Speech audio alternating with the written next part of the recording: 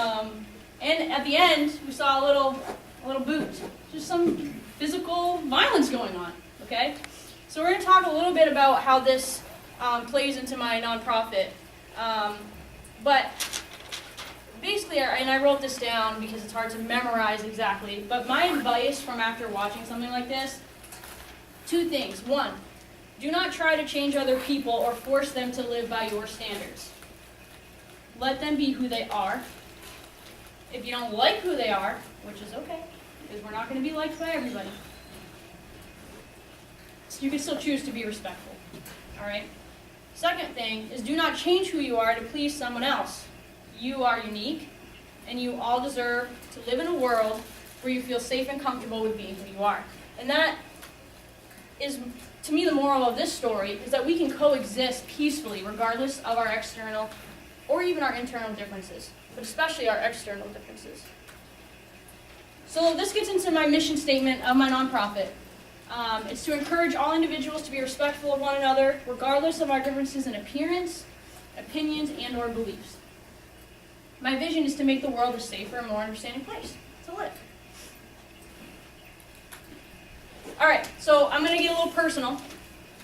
I've been discriminated against in the workplace because of this dude that I get compliments on the daily. They told me my hair was too controversial. And I'm actually in a legal battle with them, with this restaurant, because of it. And these are the top 2 things that led me to start this nonprofit. So they're kind of, to me, respect wasn't there. You know, they crossed the line. Therefore, things get chaotic. Second thing was that I'm a behavioral health professional, all right? So last year during the Yes on One campaign, as the LGBT coordinator, I'm fighting for marriage equality for all families. That's what I'm fighting for. I've always been fighting for that. I'm part of the LGBT community, so it's personal for me. But unfortunately, I work in a home of a very Christian family that have very different beliefs and express those beliefs out loud. And I am also required to attend church with them every Sunday to bring the little kiddo I work with out into the community. So I have to kind of set my own personal beliefs aside and say, hey, this is for this little kiddo. This is for him to work on his goals in the community with these other little kids. Wasn't easy. And there's no on-one bumper stickers, no on-one t-shirts, no on-one buttons, everywhere. And I'm driving in my car, and I've got Yes on One, this bright orange sticker, and the only one. So I want to ask you, what do you think happened in this situation? What do you think happened to me? A, I was fired. B, my car was vandalized. C, I was kicked out of the church. D, all of the above, or E, none of the above. Who thinks A? Who thinks B? 1. Who thinks C? Who thinks D? Who thinks E? Optimist over here. You actually are correct. Okay? The sad thing is that most of you in this room thought that all of that stuff happened to me. And that is awful. And we think that because it happens every day to people that have different beliefs. We were able to express ourselves without being disrespectful to one another, even though we disagreed. And that's one of the things where it was like an aha moment for me. If the world could be like this, then, would we have constant violence and riots and things like that? No, probably not. So here are the key points. I'm not here to try to change anyone's personal beliefs or opinions. You may disagree with me in this room. It's totally cool with me. I'm not here to make your long-held views vanish. I'm here to remind you that it is okay that you think and act and feel differently than other people. I do not want you to think like me, act like me, or be like me at all. These differences, however, shouldn't stop you from talking to people openly, honestly, and with respect. We're going to skip over this because I want to make sure we have enough time. So, we were all brought up in different ways with our own unique experiences. Yes? So it makes sense that we have different beliefs on a wide range of issues. Has anybody been taught the melting pot? Do you teach the melting pot? Good for you. Okay, so I was taught the melting pot. It's a metaphor for a heterogeneous society becoming more homogeneous. So in my own words, this is where you throw a bunch of different things and people in a pot, and you mix it all up, and they melt together into one common culture. To me, that's unrealistic. I don't think that's how the world really is. I would rather use the mosaic as a metaphor to explain the world that we live in. Because I see a mosaic, this picture here, is the same, all of these different elements coming together into one beautiful picture, but the uniqueness is still there. Nothing's really changing. You're not melting, you're not forced to be something that you're not, but you're still coming together into one nice picture. The uniqueness is still there. So I like to use that metaphor instead. So one of the biggest pieces of my organization is to kind of educate and take a step back and educate about tolerance, acceptance, and respect. What do they mean? How do they differ? So tolerance, and these are definitions in the dictionary.com. Tolerance is sympathy or indulgence for beliefs or practices differing from or conflicting with one's own. However, that word sympathy, it's like we're sympathizing with somebody's wrongness. Something that they may not even be able to control, like the color of their skin, the size of their nose. Acceptance is favorable reception, approval, favor, the act of assenting or believing. You feel no inkling to tolerate in the first place because your heart feels you just feel no emotional burden to do so. You just accept how people are different, how they're alike, with no hesitation. We all want that from our friends and family. And then you have respect, which is esteem for a sense of the worth or excellence of a person, a personal quality or ability. To show consideration for, treat courteously or kindly, to pay proper attention to, and to not violate. So with these definitions, I've come up with the TAR model. And it's kind of like a spectrum. So to me, tolerance has become a word that's been so misused for a very long time. It's used to educate peers, younger kids, to get along with other peers. To me, tolerance should be used to only say things like sexual harassment should not be tolerated in the workplace. That's where that word should be used, not tolerate your peers. Because it's basically saying, tolerate this kid who is Muslim. It's like saying, I put up with Muslims. Nobody wants to be put up with. It sounds awful. I think we deserve more than to just be put up with by other people. So it's kind of at the end of the spectrum. And then on the opposite end, you have acceptance, where we're just loved by other people with no hesitation. And that's what we all really want. But it doesn't always happen. It doesn't always pan out that way. Family members can't even accept their children who are gay, and they kick them out of their homes.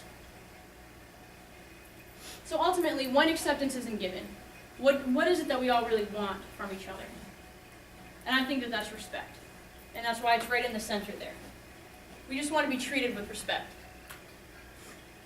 So, if we're not being respectful, what are we being? We're being disrespectful, obviously.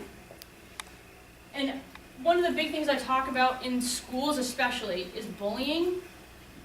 We won't talk about a lot of that today, but name calling especially is a huge one.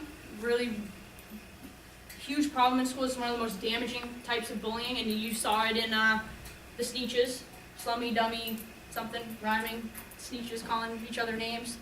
And here's a list of the types of bullying, and for more information on this, you can go to stopbullying.gov. But what I've learned is that we spend so much time talking about bullying in schools that we forget to talk about and discuss why bullying occurs in the first place. We overlook that. What's happening? Why is this kid bullying this other kid? And that's what I like to spend more time talking about.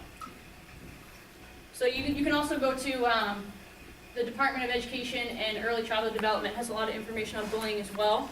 But this is what I really like to talk about. Judgments, prejudices, and bias.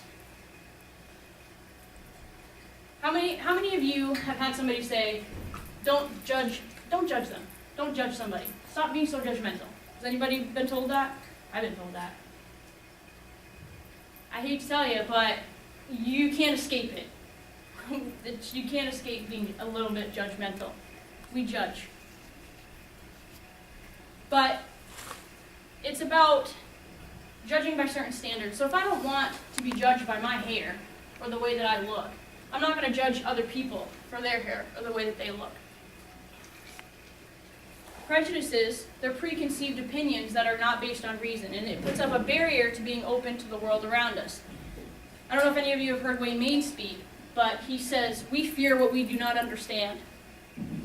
And I think that that's true, and we're not going to be willing to understand anything if we have these prejudices, because it puts up a wall. Bias is prejudice in favor of or against one thing, person, or group compared with another, usually in a way considered to be unfair. So this is exactly what you saw in the Sneetches, is bias-motivated behavior. The star-bellied Sneetches intentionally directed harmful and hurtful words and actions towards the plain-bellied Sneetches. That's what bias is. So what's the connection between bias and bullying? Those who are bullied are often from a group marginalized because of a certain characteristic that others hold prejudiced assumptions about. So if we talk more about in our schools bias-based behaviors, then we can not only just deal with bullying, we can prevent bullying from happening. There's not a lot of things about preventing bullying, it's about how do we deal with bullying, what do bystanders do? But I want it to be prevented. So it's when they intersect. And it occurs mainly among pre-adolescent and adolescent youth who are struggling with their racial, ethnic, cultural, gender, and sexual identity development. And that's why I do like to get into high schools and middle schools. Okay. I can say what I want because of the freedom of speech. How many of you have heard that? Yeah, you've heard that. You can tell, right? Oh, gosh, the freedom of speech. So, the freedom of speech, the First Amendment, is the political right to communicate your opinions, beliefs, and ideas. And I, personally think that everyone's entitled to our own personal beliefs. I really believe that, I do. But our personal beliefs do not entitle us to control or change other people's lives. And that's where a lot of people get confused. We shouldn't force people to live by our beliefs. And it shouldn't be about convincing others that you're right and they're wrong. To me, sharing your opinion is about spreading awareness for what you believe and being understood. And it shouldn't be about trying to disprove somebody. I think one way, you think the other. We disagree. Okay. Now I know how you feel. If I want to change my mind because of what you just shared with me, you've shed some light on the situation, and I choose to change my mind or change how I feel, that's up to me. It's not up to somebody else to try to force me to feel something or think something that I don't. So, if you don't agree, that's okay. Just agree to disagree respectfully. So we hear agree to disagree all the time. I've added that respectfully there. It's kind of like a little slogan to my nonprofit. Just to add that respectfully there, because by the time we say, just agree to disagree, you've already said probably a lot of stuff that you regret. A lot of stuff that could be very harmful to the other person. And I also hear, this is where we kind of get stuck. To get respect, you must give it. If you type in respect in Google, that phrase is everywhere. And I dislike it. I don't like it. Because we are stubborn. We're stubborn people. We hold grudges. We're not willing to budge. And I think that if you choose to be respectful, even if other people aren't showing you respect, that's where change happens. And it's not easy. It's not easy. But it's doable. And I can guarantee you that the next morning, if you choose to be respectful, you're going to feel a lot better about yourself than if you wake up and hit the kid back or bullied somebody, got some kind of revenge. You're going to feel a lot better about yourself. So, a lot of times, people make the mistake